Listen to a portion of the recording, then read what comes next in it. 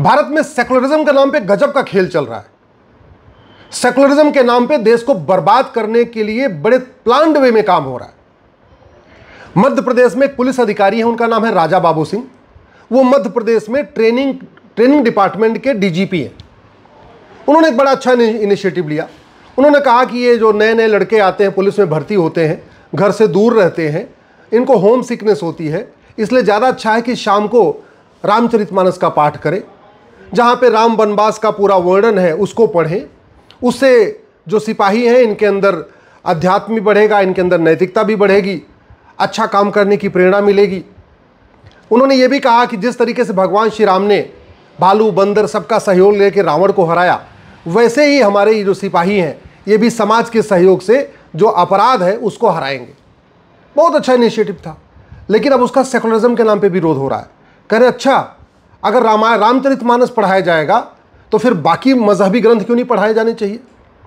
अरे इन मूर्खों को पता ही नहीं है कि जो बातें वेद पुराण में लिखी हैं, भगवत गीता रामचरितमानस में लिखी हैं, वो बाकी मजहबी ग्रंथों में नहीं लिखी हैं। सारे मजहब एक समान नहीं होते, सारे मजहबी ग्रंथ एक समान नहीं होते, सारी मजहबी किताब एक समान नहीं होती, सारे स्कूल एक समान नहीं होते। जो बातें गुरुकुल में पढ़ाई जाती हैं वो मदरसा और मिशनरी स्कूल में नहीं पढ़ाई जाती। जो बातें भगवत गीता में लिखी हुई है, रामचरितमानस में लिखी हुई है, वो बात बाइबल कुरान में नहीं लिखी हुई है। बाइबल कुरान में वसुधैव कुटुंबकम नहीं सिखाया जाता। बाइबल कुरान में सर्वमंगल मांगल्ये शिवे सर्वार्थ साधिके ये नहीं उसमें लिखा हुआ है।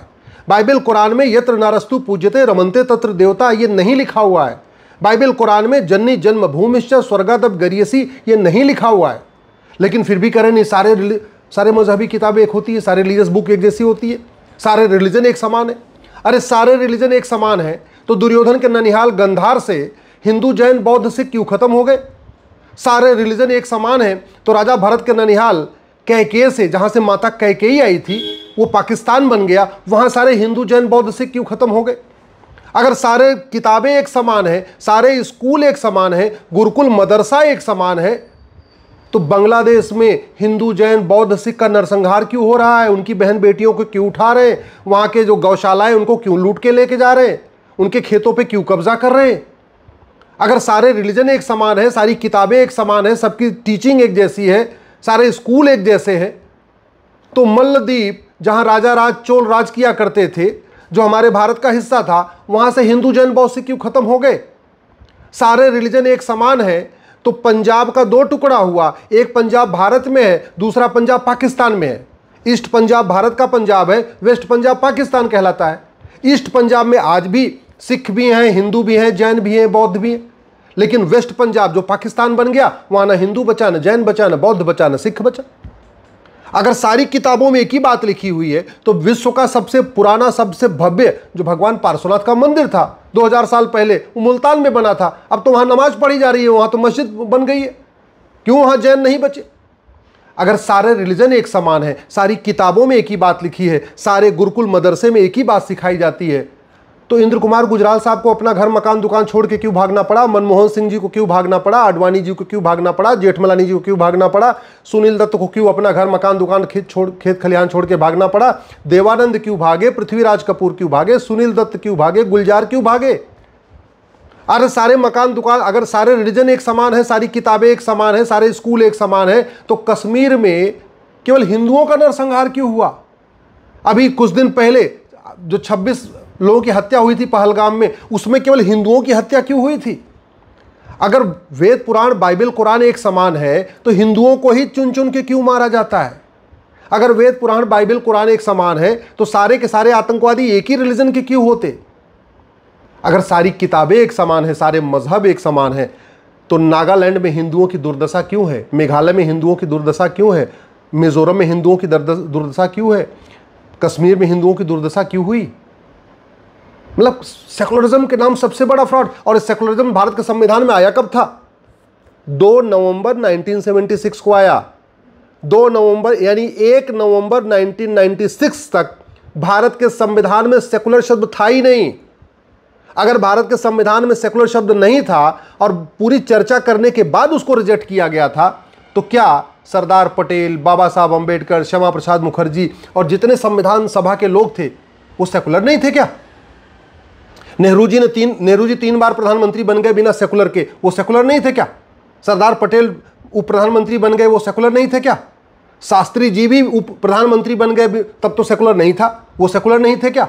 और इंदिरा जी जो पहली बार प्रधानमंत्री, उस समय भी तो भारत सेकुलर नहीं था, संविधान में कहीं सेकुलर शब्द लिखा नहीं था। इन पाखंडियों को ना, इन पाखंडियों का पाखंड सामने लाना पड़ेगा। ये जो सेकुलरिज्म के नाम पे इतना बड़ा फ्रॉड हो रहा है, जो सेकुलरिज्म के नाम पे इतना बड़ा धोखा हो रहा है, और सेकुलरिज्म के नाम पे इतना देश के साथ विश्वासघात हो रहा है, इसके लिए एक एक व्यक्ति को जगाना पड़ेगा। वैसे पुलिस अगर कुछ भी कर दे, उल्टा सीधा काम कर दिया, तो पुलिस को बदनाम करते रहो। एक पुलिस का अधिकारी, अगर राजा बाबू सिंह एक अच्छा इनिशिएटिव ले रहे हैं कि पुलिस के अंदर नैतिकता आए, पुलिस के अंदर मर्यादा आए, पुलिस के अंदर भगवान राम से प्रेरणा मिले, तो फिर उसका विरोध शुरू कर रहे हैं। अरे भगवान श्री राम को प्रेरणा किससे मिलेगी बताओ?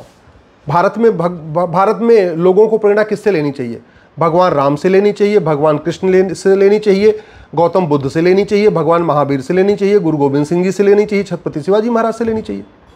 क्या किसी विदेशी आदमी से प्रेरणा लेने की जरूरत है क्या? क्या भारत में महापुरुषों का अभाव है? क्या भारत में देवी देवताओं का अभाव है कि भारत के लोग किसी विदेशी किताब को पढ़ेंगे और भारत किसी विदेशी ग्रंथ से जाके यहाँ पे प्रेरणा लेंगे? भारत में रहते हैं ना, खाते भारत का है, रहते भारत का है, जीते यहाँ भारत में, सब कुछ भारत का, और सोच वही विदेशी। कि विदेशी मजहब को प्रमोट करना, विदेशी किताबों को प्रमोट करना, विदेशी स्कूल को प्रमोट करना।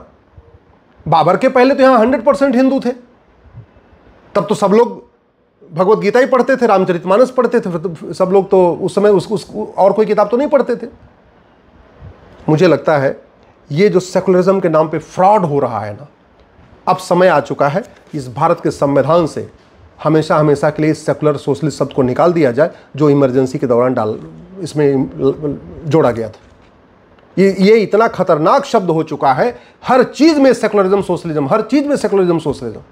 और ये जब संविधान में जोड़ा गया, उस समय देश में इमरजेंसी थी, कोई लीडर ऑफ अपोजिशन नहीं था, सारे या तो लोग जेल में थे या तो अंडरग्राउंड हो चुके थे, मीडिया का बिजली पानी का कनेक्शन कटा हुआ था, और बिना किसी चर्चा के संविधान संशोधन हुआ था, बिना किसी चर्चा के संविधान संशोधन हुआ था। और संविधान संशोधन भी सबसे बड़ा फ्रॉड था, क्योंकि लोकसभा का टेन्योर मार्च 76 में पूरा हो चुका था, और ये जो सेकुलर शब्द जोड़ा गया है नवंबर में जोड़ा गया, यानी लोकसभा के टेन्योर पूरा होने के 8 महीने बाद जोड़ा गया। इसलिए मैं कहता हूं इस फ्रॉड को समझना होगा। एक पुलिस अधिकारी जो पुलिस में भ्रष्टाचार खत्म करने के लिए, पुलिस में नैतिकता बढ़ाने के लिए, पुलिस को, जवानों को मोटिवेट करने के लिए एक नवाचार कर रहे हैं, एक नई थीम के साथ कुछ काम करना चाहते हैं, उनको क्रिटिसाइज किया जा रहा है। और जब वही पुलिस वाला कोई भ्रष्टाचार करेगा, कोई कुछ कर देगा, तो पुलिस को क्रिटिसाइज करते रहेंगे। मतलब अच्छा काम करने नहीं देंगे, और गलत काम होगा तो हंगामा करेंगे। इस पाखंड का, इस झूठ का, इसको एक्सपोज करना ज़रूरी है। और मैं सरकार से भी निवेदन करता हूं, अब समय आ चुका है, कांग्रेस के इस महापाप को ठीक करिए। ये 76 में जब ये संविधान में जोड़ा गया था, न उस समय लोकसभा थी, न इस समय देश में लोकतंत्र था। तो जब अगर इमरजेंसी लगाना काला अध्याय है, इमरजेंसी लगाना काला अध्याय है, तो इमरजेंसी के दौरान सोशलिज्म जोड़ना, सेकुलरिज्म जोड़ना, ये भी अपने आप में ब्लैक चैप्टर है, ये भी अपने आप सबसे गलत काम है। इसको ठीक करना है तो वो सरकार को ही करना पड़ेगा। सरकार तत्काल इसमें लोकसभा में प्रस्ताव लाए, राज्यसभा में प्रस्ताव लाए, और इस सोशलिज्म सेकुलरिज्म को उखाड़ फेंके।